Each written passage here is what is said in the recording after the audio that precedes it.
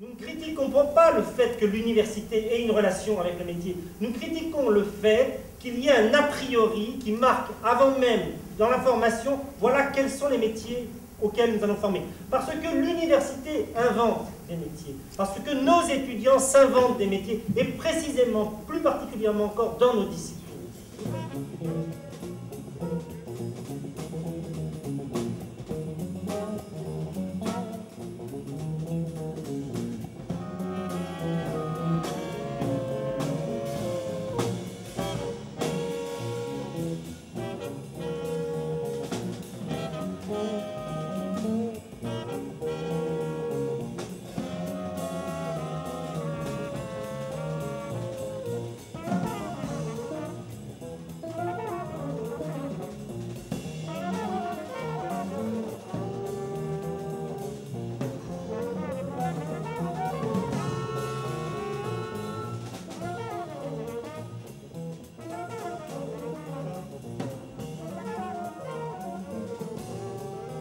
Alors, ce qui pose problème et ce que l'on critique bien sûr depuis longtemps à Paris 8, c'est la LRU, c'est aujourd'hui le décret de 84, c'est bientôt le contrat doctoral, mais c'est aussi l'insertion professionnelle, mais c'est aussi l'orientation active, c'est finalement toutes ces tâches que l'on nous met sur les épaules sans nous donner les moyens d'ailleurs de les exercer, ce qui est un autre problème. La recherche, elle a besoin de liberté, elle a besoin d'expérimentation, elle a besoin de se chercher. Si aujourd'hui on souhaitait créer un institut français d'urbanisme, un institut français de géopolitique, une UFR d'art telle qu'elle existe aujourd'hui, je ne sais pas si on le pourrait.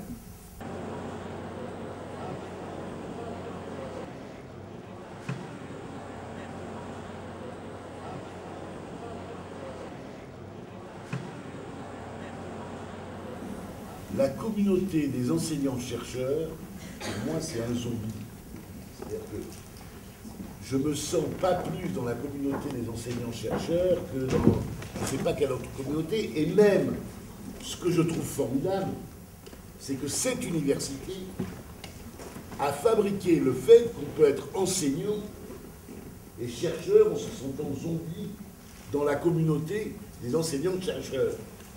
C'est-à-dire que ce que je pense qui est fondamental dans ce qui est en train de se jouer maintenant, parce que bien évidemment la manœuvre qui est décrite va arriver.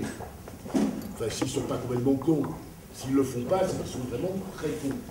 C'est-à-dire que la manœuvre va consister à dire, vous êtes très vexés, très en colère, parce qu'on a dit que vous étiez incompétents et qu'on va vous évaluer, et que les gens qui vont vous évaluer, ils vont pouvoir vous punir. Donc ça, on va arrêter, parce que, voilà, excusez-moi, vous êtes très très bien, très compétent, et on va faire passer le reste. Et la vraie question, c'est le reste. Parce que je crois que ce qui est fondamental dans ce qui se joue là maintenant, c'est justement la destruction de la possibilité de la liberté qui fait qu'on peut enseigner dans l'université le cinéma en se sentant un zombie par rapport à cette communauté machin truc. C'est-à-dire que quand je dis ça, zombie, c'est une provocation pas méchante. Ça veut dire qu'on a des parcours.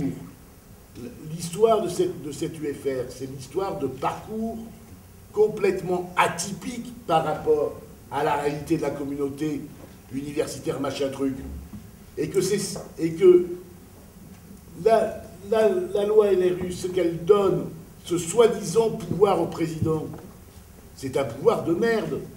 Parce que c'est un pouvoir qui ne peut s'exercer que contre les autres. Il ne peut pas s'exercer pour les autres. Ce n'est pas un pouvoir qui redistribue. C'est un pouvoir qui accapare.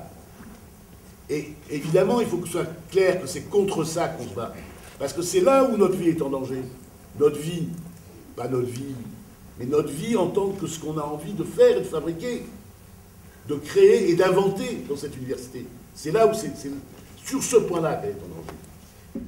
Vous avez entendu la presse un petit peu, c'est une dramaturgie bouclée. Et c'est très simple, c'est il s'assied, il ne propose pas, il dit ce qu'il va faire, ensuite tour des syndicats et des partis politiques avec qu'est-ce que vous avez à dire. tout le monde prend la parole, dit ce qu'il a à dire, il conclut, car la conclusion est déjà préparée bien entendu, et il sort de là pour aller à la conférence de presse qu'il va organiser. La seule chose qui peut faire reculer ce pouvoir, mais d'ailleurs comme tous les pouvoirs, ce temps de réflexion que nous prenons, avec ces longues chaînes de questions qui vont de questions locales à des questions fondamentales, eh bien, il faut dire, c'est nous qui allons créer ce temps. C'est nous qui allons produire ce temps. Ce temps, il ne nous est pas imposé. Ce n'est pas avec des syndicats collaborateurs ou, entre guillemets, des organisations plus ou moins engagées, ou moins engagées, plutôt dégagées qu'engagées, d'ailleurs, que l'on va produire, que l'on va créer ce temps, cette temporalité. C'est nous qui en sommes les écrivains et les écrivants. Ce n'est pas le système, ce n'est pas le gouvernement, ce n'est pas le leurre que va créer Sarkozy et ses sbires qui sont les écrivains de notre temporalité. Ça, il faut sortir de ça. Moi, j'étais au Chili il y a 2 ans. Certains ici connaissent une université de gauche où les droits d'inscription sont à 4 000 €. Bon, pour le Chili, ce n'est pas le pays le plus pauvre d'Amérique latine, mais quand même. Et d'où il y a les stands de banque à l'entrée de la fac pour négocier, renégocier les prêts d'étudiants sur 25-30 ans, avec la perspective d'emploi précaire à 2 ans ou 3 ans, mais un endettement pour 25 ans. Il y a de quoi rendre les gens fous. Mais on n'en est pas là. La logique est quand même celle-là. Si vous naissez dans les quartiers chics de Paris, vous pourrez bénéficier des meilleurs enseignements avec des universités qui sont déjà aujourd'hui surdotées par rapport à des universités comme Paris 8.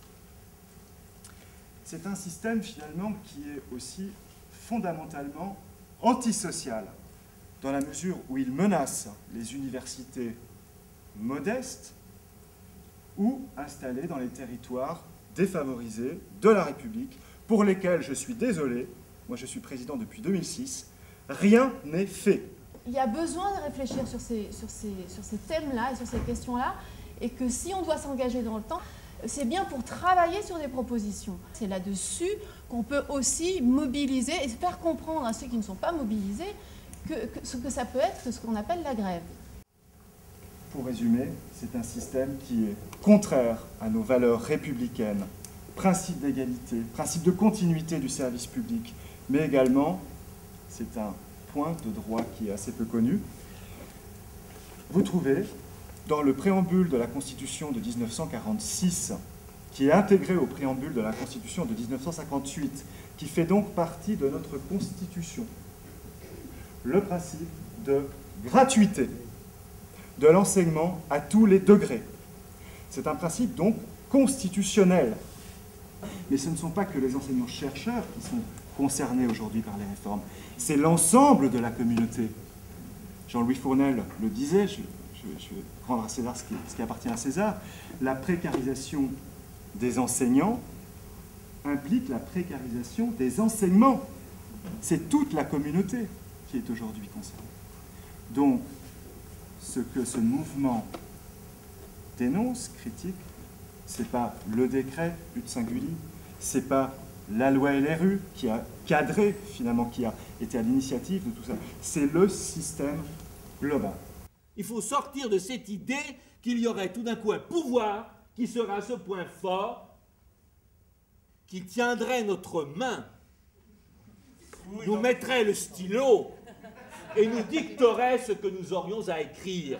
Voilà.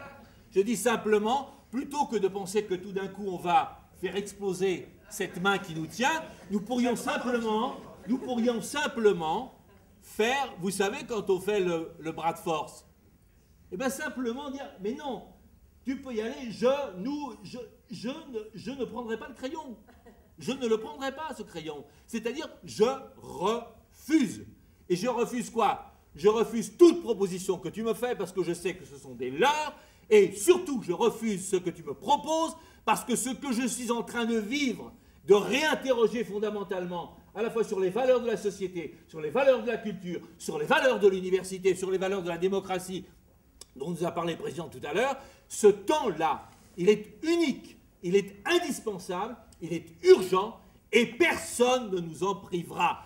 Car si jamais l'on admet que quelqu'un puisse nous en priver, ça veut dire que nous avons démissionné non seulement de nos responsabilités au sens de donner du poids à l'histoire, mais nous avons démissionné profondément de nos libertés. Et quand on a démissionné de ces libertés, je suis navré, qu'on soit étudiant, futur chercheur ou enseignant déjà chercheur, eh bien on a perdu 80% de sa crédibilité.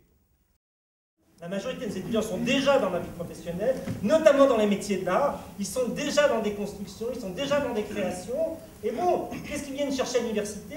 C'est pas une formation professionnelle. On dirait, voilà, bon, votre insertion, elle sera là, vous aurez l'emploi Y, et puis quand l'emploi Y il sera plus là, ben vous dégagerez. Précisément, c'est autre chose à quoi on forme. Ce que nous dénonçons, c'est le caractère antidémocratique du système, dans la mesure où lorsque l'on met tous les pouvoirs dans les mains d'un seul ou de quelques-uns, c'est la définition même de la tyrannie.